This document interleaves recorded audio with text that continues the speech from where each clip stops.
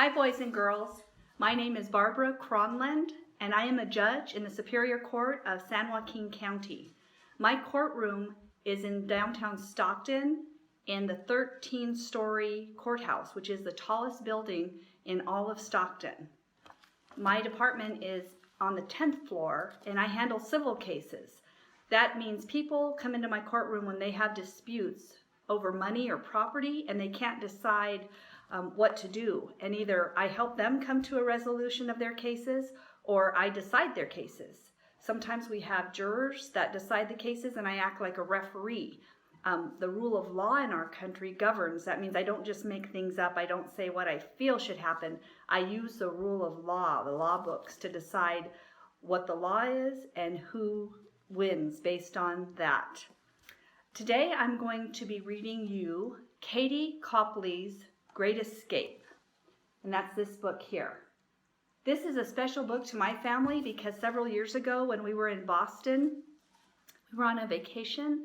We stayed at a hotel, the Copley Hotel. At that time, there was a dog that lived there at the hotel, and this book is about his journey in his life. So I'm going to go ahead, and I think you'll enjoy it. I was enjoying an afternoon nap in the lobby of the Copley Plaza, the beautiful hotel where I spend my days. My best friend Jim, the concierge, was close by. Everything was just the way I like it, busy and familiar. Okay, there's the picture.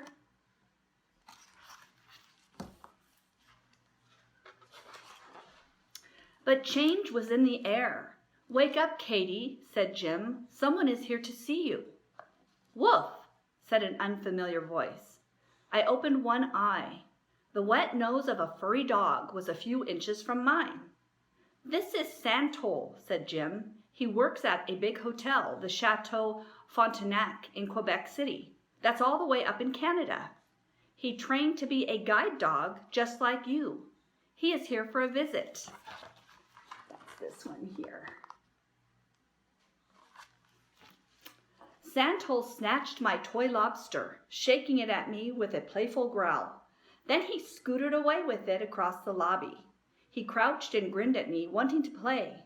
"Let's take Santos for a walk," said Jim. "Woof," said Santos. It's here.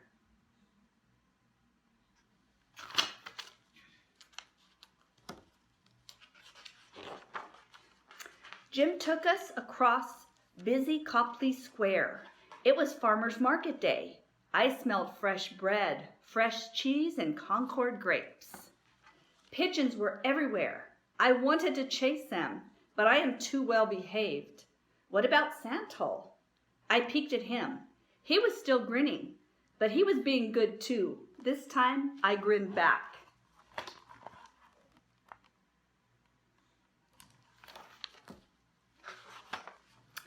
Jim took us for a romp on Boston Common.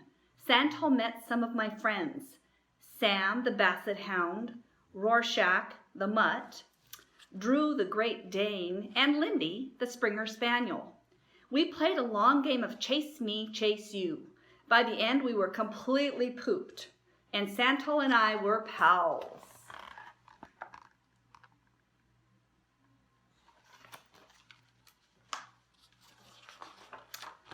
In the morning, it was time for Santos to go home. Jim was going to drive him back.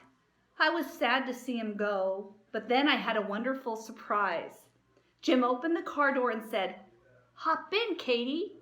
You can come too."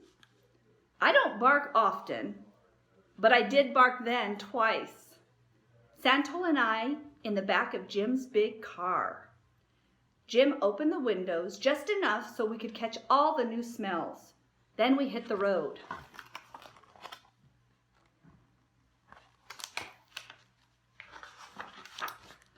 The drive from Boston to Quebec is long and interesting.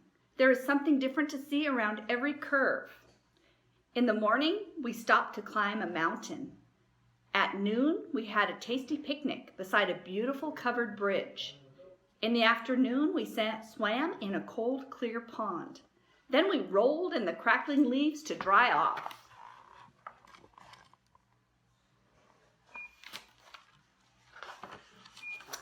Finally, we got to Quebec City, Santos' home. I think my hotel is big, but Santos' hotel is gigantic. From the outside, it looks like a mountain with windows. I met Santos' person, Genevieve. Santos was very happy to see her. I have to go now, said Jim, but I will be back in 2 days. Genevieve and Santos will take good care of you. Then he was gone, and I was alone with my new friend. Genevieve put my bed right next to Santos. Santos cuddled up close beside me. Listening to him breathe calmed me down. Soon I was asleep.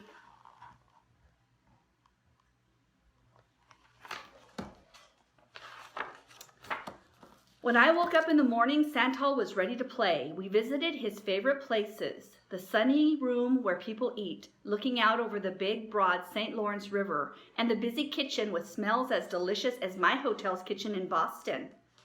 My favorite place of all was a couch on the second floor next to a warm fireplace. I don't think we were supposed to sit on the couch, but no one saw us. Besides, we were very careful and didn't leave even a speck of fur behind.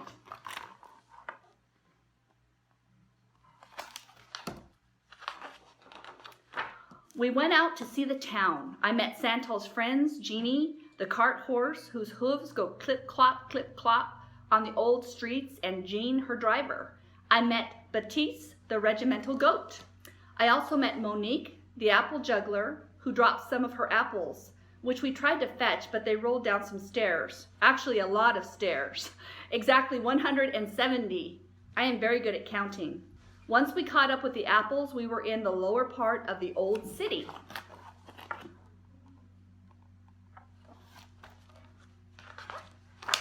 The streets in the old city are made of stones called cobbles. The buildings are very old and pretty.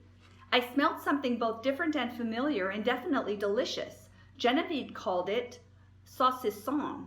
She gave some to me and Santos to share. No matter what she called it, I know a sausage when I taste one. We rode back up the hill in a big glass box called a funiculaire.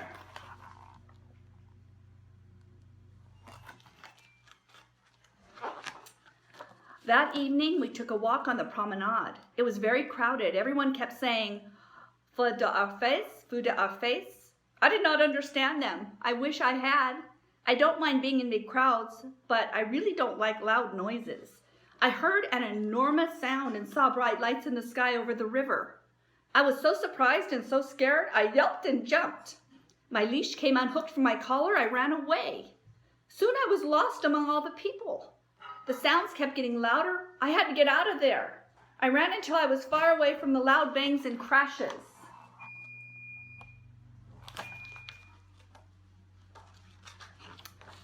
Soon I was in a lonely part of the town that I had never seen before. I was lost. I sat down and wondered what to do.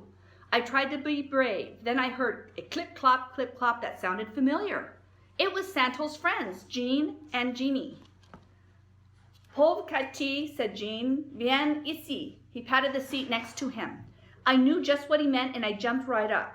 Jeanne and Jeanne took me all the way back to the hotel. Santos and Genevieve rushed up to us. They had been very worried.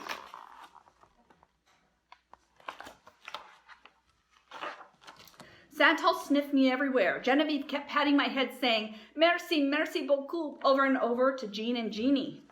After my long day, I went right to sleep. I dreamed I was back in Boston, chasing the pigeons in Boston Common.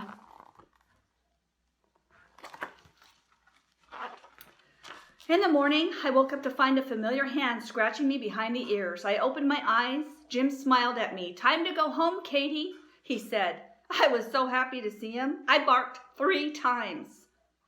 It was sad to say goodbye to Santos and Genevieve, but I am always happy when I am with Jim.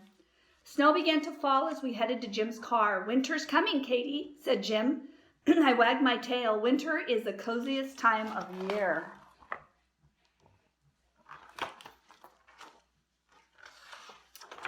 Now I am back in my busy lobby near my best friend. Sometimes I dream about Santos and his beautiful hotel, but mostly I curl up and smile because I am exactly where I want to be. I want to thank you all for joining me on Locker. And I hope that you enjoyed our story of Catie Copley's Great Escape. Bye.